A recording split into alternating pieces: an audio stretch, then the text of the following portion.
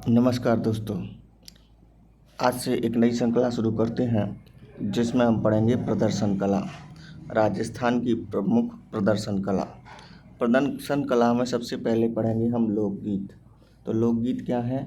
मानव मन में उत्पन्न विचारों को गीतों के माध्यम से प्रस्तुत करना लोकगीत कहलाता है।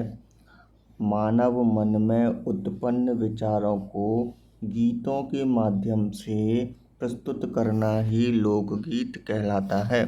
लोकगीत को लेकर तमाम तरह की परिभाषाएं सामने आती हैं, जिनमें से प्रमुख परिभाषाएं को यहाँ हम पढ़ेंगे। पहली है देवेंद्र सत्यार्थी प्रकाश के शब्दों में। देवेंद्र सत्यार्थी प्रकाश कहते हैं कि लोकगीत किसी संस्कृति के मुख बोले चित्र, मुंह से बोले हुए चित्र के समान है। तो लोकगीत किसी संस्कृति के मुख बोले चित्र हैं, यह कहा था देवेंद्र सत्यार्थी ने। इसके अलावा दूसरा जो है रामचंद्र शुक्ल के शब्दों में, तो हमारी संस्कृति लोकगीतों के कंधों पर चढ़कर आई है। लोकगीतों के कंधों पर चढ़कर आई है, यह रामचंद्र शुक्ल ने कहा था। एक चीज़ याद रखना कि जिस समाज के या जिस संस्कृति के जैसे गीत होंगे उसकी संस्कृति भी उसी गीतों के अनुरूप होगी। तो यह किसने कहा था? रामचंद्र शुक्ल ने। कैसे? कि लोकगीतों के कंधों पर चढ़कर हमारी संस्कृति आई है। अगली जो प्रमुख परिभाषा है वह है रविंद्रनाथ टैगोर की। तो टैगोर साहब कहते हैं कि लोकगीत हमारी संस्कृति में सुखद संदेश लेकर आते हैं। रविंद्रनाथ टैगोर के मुताबिक है लोकगीत हमारी संस्कृति में सुखद संदेश लाने की एक कला है। चौथी जो परिभाषा है वह महात्मा गांधी के शब्दों में है। महात्मा गांधी कहते हैं कि लोकगीत हमारी संस्कृति के पहरेदार हैं। हमारी संस्कृति के पहरेदार लोकगीत हैं, यह महात्मा गांधी ने कहा था। महात्मा गांधी ने एक और परिभाषा दी थी लोकगीत के संदर्भ में, वह है लोकगीत हमारी जनता की भाषा है। अगली जो परिभाषा है वह पंडित जवाहरलाल नेहरू की है। पंडित जवाहरलाल नेहरू कहते हैं लोकगीत जन समुदाय की आत्मा है। जन समुदाय की आत्मा किसने कहा था? पंडित जवाहरलाल नेहरू ने। एक बार परिभाषाओं को फिर से देख लेते हैं। देवेंद्र सत्यार्थी प्रकाश ने संस्कृति के मुख बोले चित्र, लोकगीतों को क्या बोला था? संस्कृति के मुख बोले चित्र। देवेंद्र सत्यार्थी ने हमारी संस्कृति लोकगीतों के कंधों पर चढ़कर आई है, यह रामचंद्र शुक्ल ने बोला था। लोकगीत हमारी संस्कृति के सुखद संदेश देने वाले रविंद्रनाथ टैगोर ने बोला था। लोकगीत हमारी संस्कृति के पहरेदार, यह महात्मा गांधी ने बोला था। लोकगीत हमारी जनता की भाषा, यह भी महात्मा गांधी ने बोला था। लोकगीत जन समुदाय की आत्मा, तो लोकगीत हमारी जन समुदाय की आत्मा, यह पंडित जवाहरलाल नेहरू ने कहा था। अब आगे चलते हैं राजस्थान का राज्य गीत। तो राजस्थान का जो राज्य गीत है वह हम सबको पता है, केसरिया बालम नी पधारो म्यारे देश। तो यह जो है वह राजस्थान का राज्य गीत माना जाता है। यह गीत विरह में गाया जाता है, इसीलिए इसकी श्रेणी विरह गीत की श्रेणी में आता है। साथ में इसे गाने की जो शैली है वह मांड शैली है। मांड शैली क्या होती है इसके बारे में हमें जानना है। जैसलमेर और बीकानेर का प्राचीन काल में मांड क्षेत्र कहा जाता था। मांड क्षेत्र किसे कहते थे? जैसलमेर बीकानेर को प्राचीन काल में मांड क्षेत्र कहा जाता था, जहाँ महफिलों में गाने वाले गीत मांड शैली, ये गलत छपा है यहाँ, मांड शैली के माने जाते थे। मांड क्षेत्र क्या है? जैसलमेर व बीकानेर का प्राचीन नाम। और इस क्षेत्र में जब भी कोई महफिल होती थी, जब भी कोई उत्सव होता था, तो राजा महाराजाओं के यहाँ मांड शैली में गीत गाए जाते थे। प्रथम बार मांगी बाई के द्वारा हमारे राज्य गीत यानी केसरिया वालम पधारो हमारे देश को गाया गया था। तो केसरिया वालम पधारो हमारे देश किसने गाया था? मांगी बाई ने पहली बार। फर्स्ट टाइम गाने वाली कौन थी? मांगी बाई। मांगी बाई का जो संबंध है वह उदयपुर से है। सर्वाधिक बार अल्लाह जलाई बाई ने गाया है। राज्य गीत जो हमारा है उसको सबसे ज़्यादा गाने वाली महिला हैं वह है अल्लाह जला बाई। अल्लाह जलाबाई के बारे में कुछ हम पढ़ते हैं। अल्लाह जलाबाई का पूरा नाम जो है हाजन अल्लाह जलाबाई है। हाजन का मतलब होता है जिसका पति हज करके आ गया हो। और अल्लाह जलाबाई इनका नाम क्यों पड़ा था? क्योंकि जब यह पैदा हुई थी तब थोड़ी समय के बाद इनकी सांस रुक गई थी और वैद्य के कहने पर इन्हें मृत घोषित कर दिया। तो इनके घर वाले इन्हें कब्र में दफन करके आ गए। लेकिन उसी कब्र से 5-6 दिन बाद रोने की आवाज़ आई। तब उसको कब्र को दोबारा खोद कर देखा तो उसमें अल्लाह जलाबाई जिंदा मिली, जिसके बाद इनका जो नाम था वह अल्लाह जलाबाई यानी जिसको अल्लाह ने जिंदा रखा वह कर दिया गया।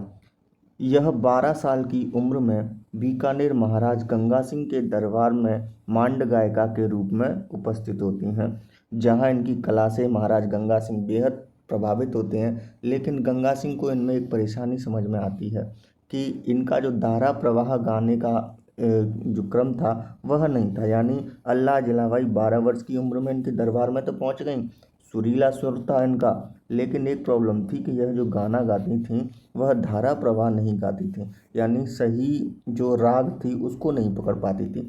यही कारण था कि गंगा सिंह ने इन्हें अपने संगीत के हेड जिनके दरबार में रहते थे उनका नाम था उस्ताद हुसैन चांद बख्श लंगड़े वाला। उस्ताद हुसैन चांद बख्श लंगड़े वाला जो थे उनको शिष्य के रूप में अल्लाह जलाबाई को दे दिया। यानी अल्लाह जलाबाई के जो गुरु माने जाते हैं वो कौन माने जाते हैं? वह माने जाते हैं उस्ताद हुसैन चांद बख्श लंगड़े वाला। तो फिर इन्होंने इनको अल्लाह जलाबाई को और अधिक क्या करना, तराशना शुरू किया था। अल्लाह जलाबाई बेहद ही प्रसिद्ध हैं। इन्हें पद्मश्री 1982 में दिया गया था। पद्मश्री कब दिया गया है? 1982 में। अल्लाह जलाबाई पर 5 रुपये का टिकट जारी हुआ था 2003 में। ठीक है। इसके बाद अल्लाह जलाबाई को राजस्थान रत्न भी दिया गया था 2012 में। यह 2012 में इनको मरणोपरांत, क्योंकि राजस्थान रत्न जो है वह मरणोपरांत ही दिया जाता है, इसीलिए इनको भी 6 जो व्यक्ति थे पहले राजस्थान रत्न पाने वाले, उसमें गायिका के क्षेत्र में अल्लाह जलाबाई को भी राजस्थान रत्न दिया गया था। अब आती है राजस्थान की कोकिला, मरुभूमि की कोकिला। तो मरुभूमि की कोकिला जो है वह भी अल्लाह जलाबाई को कहा जाता है। राजस्थान की कोकिला कौन है? वह गौरी बाई है। एक बात ध्यान रखना कि अगर अधीनस्थ बोर्ड एग्जाम करा रहा है तो वह गौरी बाई को सही मानता है राजस्थान की कोकिला के रूप में, जबकि आरपीएससी या अन्य जो संस्थाएं हैं वह राजस्थान की कोकिला भी अल्लाह जलाबाई को ही मानते हैं। तो यहाँ कन्फ्यूजन है, जब एग्ज़ाम दे रहे हैं तो हमें यह ध्यान रखना होगा कि आरएसएस भी ले रहा है हमारा एग्ज़ाम या फिर और कोई बोर्ड ले रहा है। अगर अधीनस्थ बोर्ड ले रहा है तो राजस्थान की जो कोकिला है वह गौरी बाई को मानना पड़ेगा, और अगर अन्य कोई संस्था ले रही है तो अल्लाह जलाबाई को ही मानेगा। हालांकि मरुभूमि के रूप में दोनों ही जगह किसको, अल्लाह जलाबाई को ही कोकिला माना जाएगा। ठीक है। नेक्स्ट, भारत की कोकिला जो है वह सरोजिनी नायडू को कहा जाता है। स्वर कोकिला लता मंगेशकर जी को कहा जाता है। लता मंगेशकर का राजस्थान से बेहद ही महत्वपूर्ण संबंध रहा है, क्योंकि डूंगरपुर के जो राजा थे उनका नाम था लक्ष्मण सिंह। उनके पुत्र राज सिंह जो एक क्रिकेटर थे, उनके साथ में इनका प्रेम प्रसंग रहा था लता मंगेशकर का। लेकिन जो लक्ष्मण सिंह राजा थे उन्होंने लता मंगेशकर के साथ राज सिंह का शादी करने से मना कर दी थी। यही कारण था कि लता मंगेशकर और राज सिंह आजीवन अविवाहित रहे एक साथ, बम्बई में रहे, लेकिन इन्होंने कभी भी शादी नहीं की थी। यही कारण है कि स्वर कोकिला लता मंगेशकर का राजस्थान से गहरा संबंध है। अगली बात पढ़ते हैं हम, प्रमुख मांड गायिकाएँ। राजस्थान की प्रमुख मांड गायिकाएँ कौन कौन सी हैं? इसको 2-3 बार पढ़ेंगे क्योंकि यह आती हैं, इसमें से सवाल आएगा। पहली बात मांगी बाई, यह उदयपुर से संबंधित थी।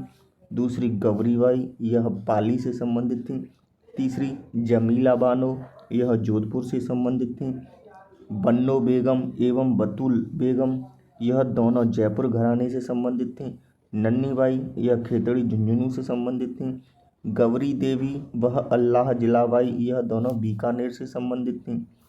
इसको एक बार और देख लें। मांगीबाई उदयपुर, एक मिनट, मांगीबाई उदयपुर, गौरीबाई पाली, जमीला बानो जोधपुर, बन्नो बेगम व बतुल बेगम जयपुर, नन्नी बाई खेतड़ी और गौरी देवी तथा अल्लाह जिलाबाई बीकानेर से संबंधित रही हैं। ठीक है। अब आता है संगीत की नवीनतम शैली। संगीत की जो नवीनतम शैली है वह कौन सी है? गौराम।